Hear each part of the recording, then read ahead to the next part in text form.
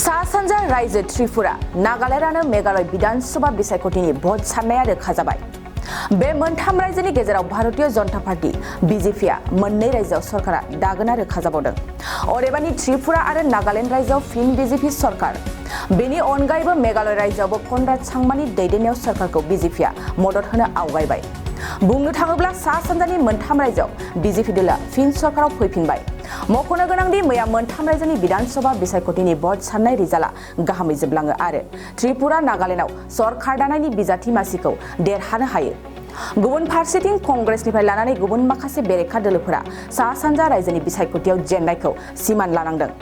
बिसायख'थियाव बीजेपी दलआ देरहानानै सरकाराव फैफिननायखौ गोबां गोजोननाय फोरमायनानै दोलोनि मावथिफ्रा रंजाखांनायखौ नुनो मोन्दों। जर'खायै गाहाय मन्थ्रि नरेन्द्र मदिआ मोनथाम रायजोनि बिसायख'थियाव फोथायजाथाव भट होनानै दोलोखौ देरहाहोनाय सा सानजा रायजोनि भटार एबा सुबुंफोरखौ साबायखर बावदों।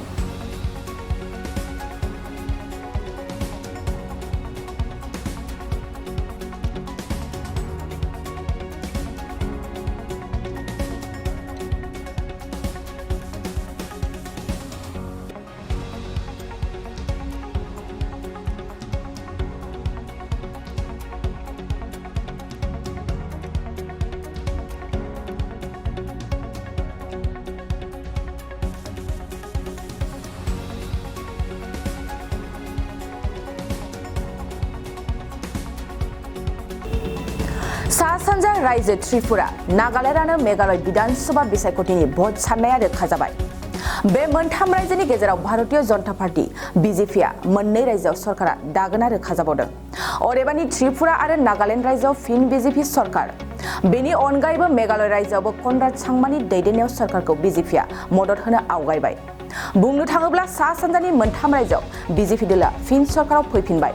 मख'नो गोनांदि मैया मोनथाम रायजोनि विधानसभा बिसायख'थिनि भट साननाय रिजाल्टआ गाहामै जोबलाङो आरो त्रिपुरा नागालैंडआव सरकार दानायनि बिजाथि मासिखौ देरहानो हायो।